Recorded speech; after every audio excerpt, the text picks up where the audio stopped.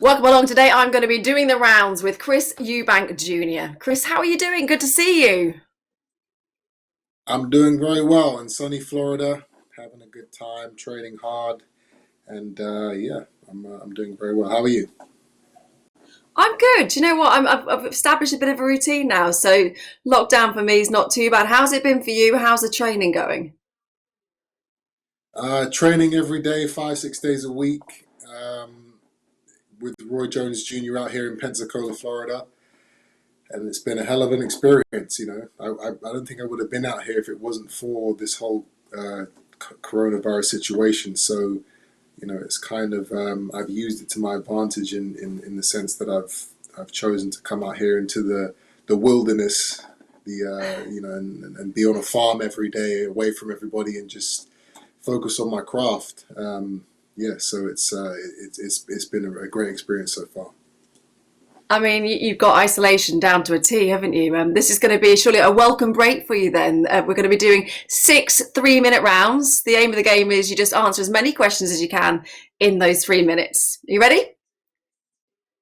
I'm ready. Let's go.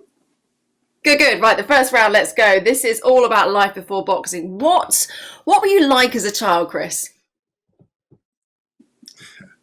What was I like as a child? I was like every other child. I had a lot of energy. I got myself into a bit of trouble here and there, but in general, I was a good kid. Did well in school, played a lot of sports, had a lot of friends, and yeah, just a lot of energy and a lot of fun. Yeah, what was school like for you? Were you treated differently because of who your dad was? I would get dropped off to school in a Peterbilt juggernaut truck. You know, so I was definitely treated differently to other kids at the school. My father was who he was, a very well known guy, and it was. I had good and bad experiences with it. Some kids loved it, and some kids were jealous or just didn't understand why, my dad was who he was, and I guess they kind of treated me a certain way. But in general, everybody treated me very well. I had a very happy school life and a very happy upbringing. Were you aware of your dad's career at an early age? No, he kept me away from boxing as much as he could. I wasn't allowed to watch his fights. Wasn't allowed to go. Definitely not allowed to go to his fights. I don't know. He didn't seem to want me to know anything about what he did, for whatever reason. And I actually ended up finding out really exactly what he did at a sleepover at about 11, 12 years old. I went to a friend's house, and we were looking for a VHS tape to watch before we went to bed. And I was looking through his collection, and there was a VHS tape with my dad on the front, and it was one of his fights. I popped that in and I watched him, and that's when I first realized, wow, okay, this is what my dad does. This is why he's got people running up to him in the street every day asking for autographs and pictures, and yeah, that was the first Oh, time I found out. what did you think of it though? You say like that's the first time you found out was watching on essentially a videotape. What was it like for you? Were you proud, impressed?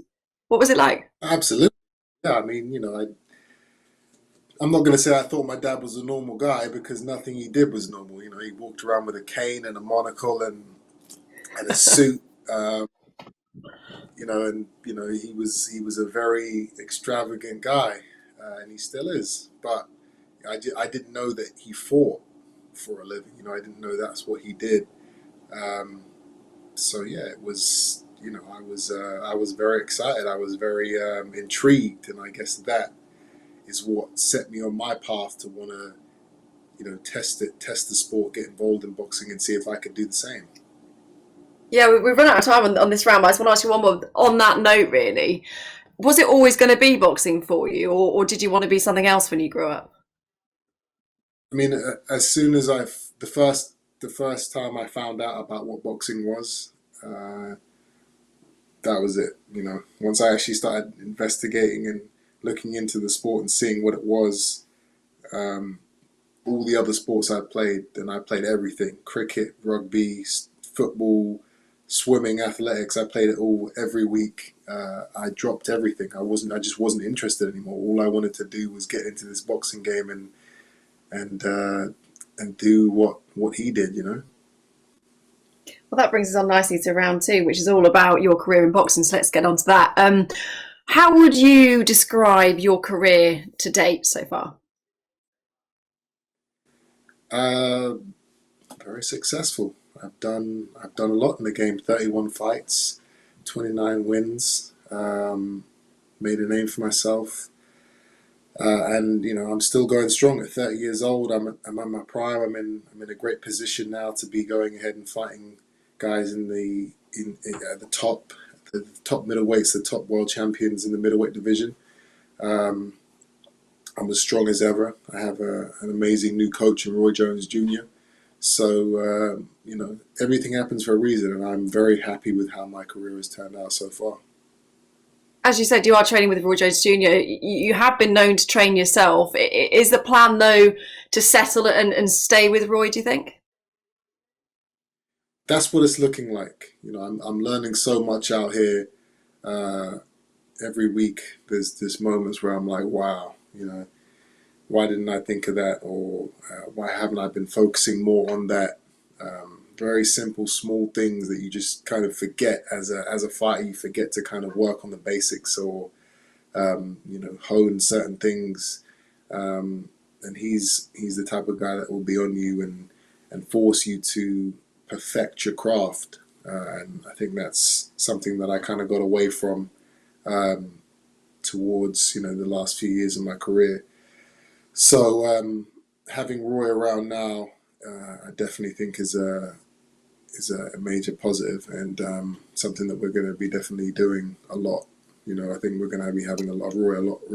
I think we're going to be having Roy around a lot more now that I've touched base with him, been with him for these last few months, and really got to know him. Do you feel that do you feel the pressure that you have to prove yourself even more because of the family name? Of course, no, nobody or 99.9% of fighters don't come into their pro career or their amateur career with a huge name to uphold, and it's tough. There's a lot of pressure. There's a lot of anxiety. There's a lot of knowing that people are expecting and depending, well, not depending, but they are fully expecting you to be uh, this super fighter from day one. Just because you got the name. I was in my first pro fight. I was being compared to my father in the commentary. And that's not fair, but it is what it is. We got the same name. We're in the same sport, and I understand that, and I've accepted it, and I've come to use that expectation and that pressure to my advantage over the years. Just a couple more, we've run out of time, but is the plan for you, are you looking to come back and fight here or stay stateside? What's the plan? And if you could pick three next opponents, who would they be?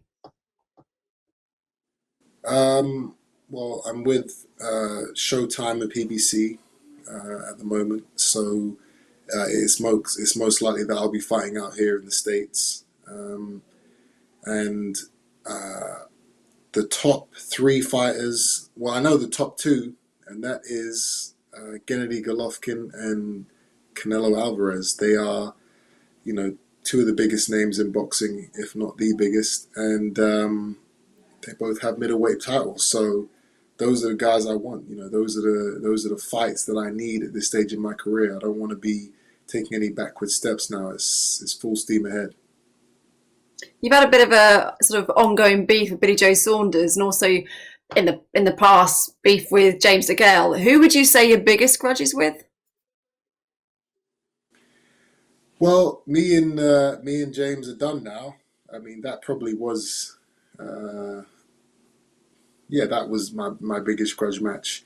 But he's retired now, so uh, that's laid to rest. So Saunders, that's still ongoing. That's still a fight that can and probably will happen at some point in the future. Um, so that is a very Bubbling exciting, away. interesting fight.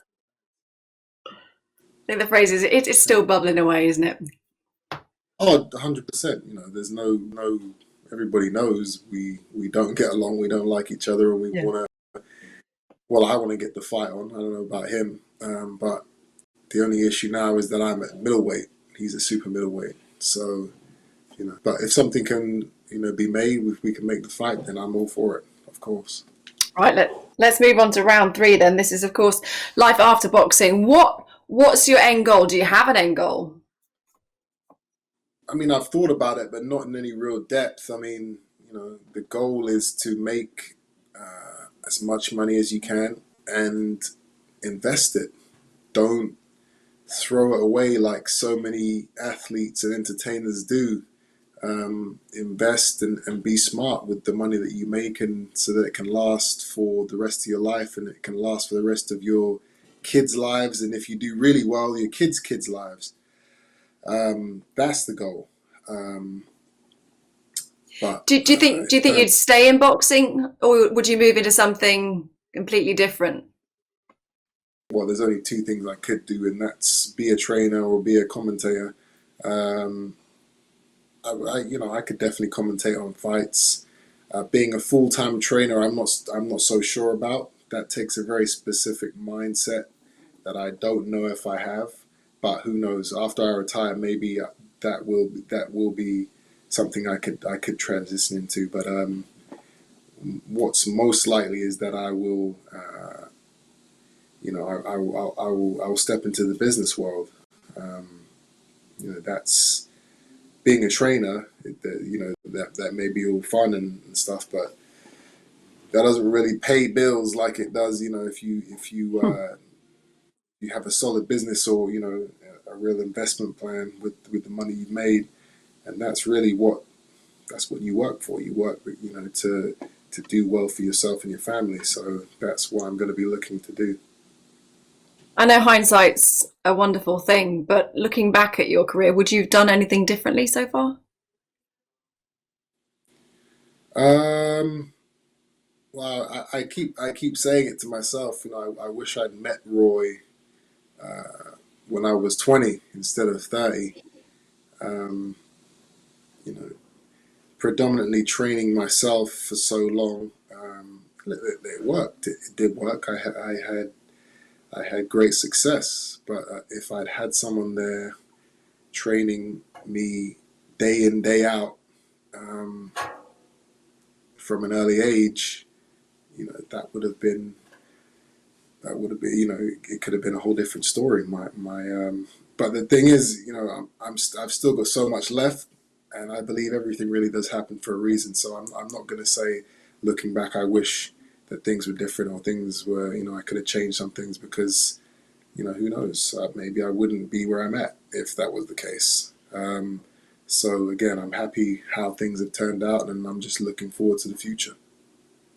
Fine, in this round, just finish this sentence. If I wasn't a boxer, I'd be what?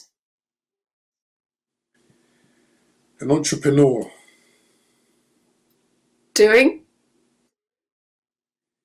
Well, an entrepreneur does everything he can to be successful.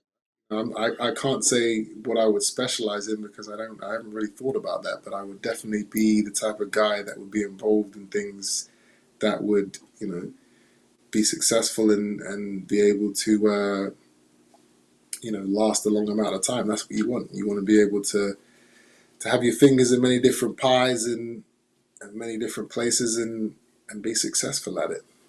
But who knows what I that was would be. absolutely going to say that. Exactly. All right, let's move on to the personal life then. Um, who would you say you are closest to? Who do I trust, and who probably knows me the best as a person? I'd say my father.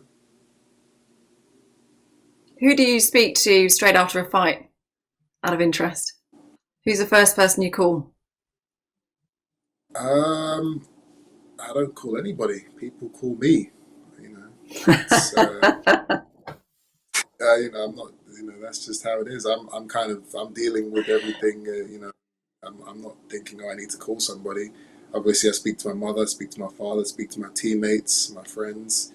But no, I'm not. I'm not the one doing the calling. That's for sure. When you aren't boxing, what are you doing? How do you switch off?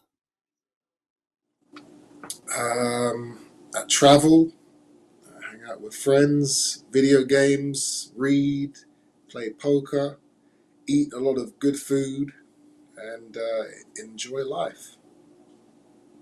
Who or what makes you happiest, Chris? What makes me happy? Um, freedom, freedom, being able to do what you want to do when you want to do, and I've gained freedom through the success that I've had in my boxing career. So I'm in a position now where I can do whatever I want. If I wanted to stop boxing tomorrow, I'd be fine. But I love the sport, and I want to do as much as I can in these last few years of prime, of prime activity, because I'm 30 years old. Once you start hitting 33, 34, you start to see a physical decline in most fighters. So these next 3, 4 years are extremely important to me. And what would make me happy is using these next 3, 4 years to the absolute best of my ability to get in these huge fights, to beat these big names, win these world titles. That's what that's what makes me happy. Do you think you see a different persona away from boxing from you? I mean, yeah, of course. I mean, you'll see it if you want to see it. Some people, you know, they look at me and they probably think, oh, he's just a flashy, arrogant, fighter who's not really, not down to earth, not humble. But that's, what you see from me inside a ring. That's not what I wake up like every day. Um, So what is that? What is that? What's that version of you? that is me going to war. And everybody's different. Some guys are calm, some guys are very hyped up and excited and flashy and arrogant, and some guys don't say anything. They just get in there and they throw their punches and they say goodnight. That's never been me. But you can't really judge somebody off of how they fight. It's a fight. You're not yourself. You're not your everyday person when you're in that ring fighting in front of 20,000 people and millions of people on TV. You're gonna see slight differences, in somebody. Um, but people know, the people that matter, the fans and my friends and family. They know who I am, and that's enough. Final one in this round. What's your proudest achievement outside of the ring, away from boxing? Buying my first house was definitely a huge thing for me. That was something that I probably, that was in my mind from a very early age. That was like I want to own my own house. I want to be a property owner. So when I was able to do that, that was definitely a huge deal for me and something I was very proud of. Um, there's lots of things, I guess, but that's the thing that probably comes to my mind first. It's a big thing. Right, let's move on to round five. This is the penultimate round, fantasy round. We can have a bit of fun with this one.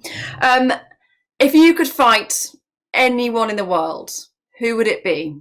Dead or alive? Um, I mean, I'm gonna say Canelo Alvarez. That's the fight I want. That's the number one fight that I want right now. Um, I don't think anyone on the planet would make a better opponent for him. You know, most guys are going in there to run and survive. I'm going in there to destroy, and I know I can beat him. So that's the fight I want. And how do you beat him? Well, I'm not going to tell you my secrets now, am I? Yeah, you know, you've got to be smart with these things. I'm I've definitely got trying. a game. I've definitely got a strategy. I see the weaknesses. I see where he can be exposed. And again, I'm not looking to survive. You know, I'm taking the fight to him, and I don't think he's ready for somebody like that. Away from that, if you could have one wish, what would that wish be? World peace, happiness, no more riots, no more of all the craziness that's going on right now. Everybody's just get along, be happy, and live their lives. You know. And And who at the would end play of you the in a day, that's film? Absolutely. Who would play you in a who film? who would play me in a film. Um,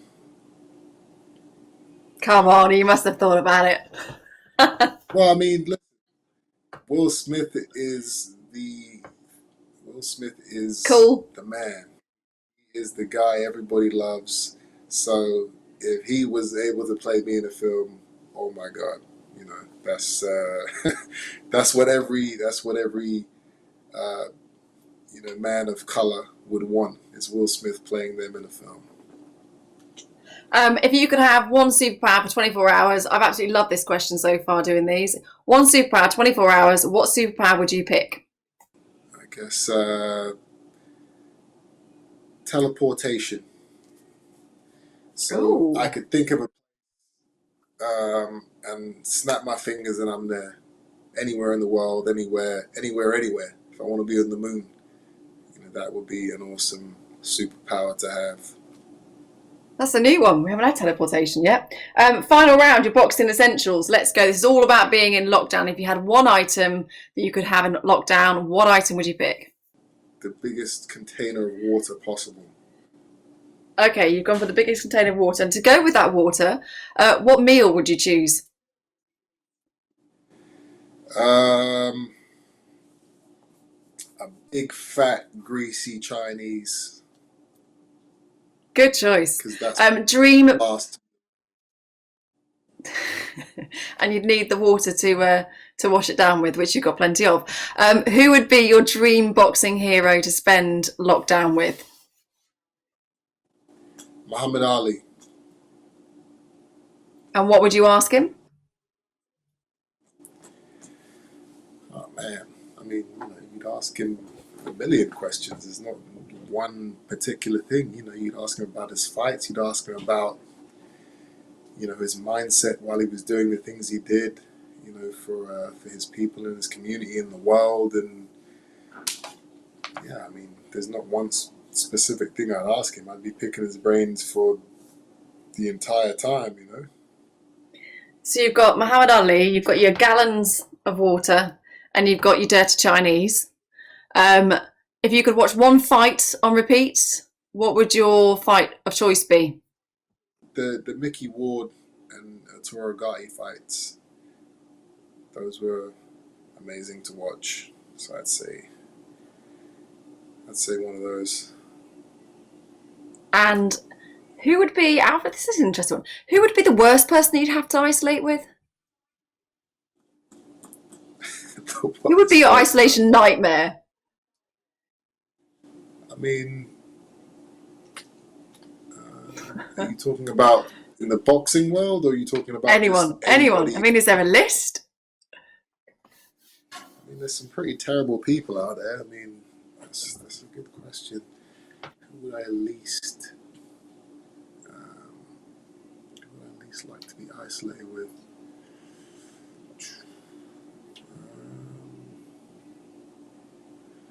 I don't know. I really have to think about that one.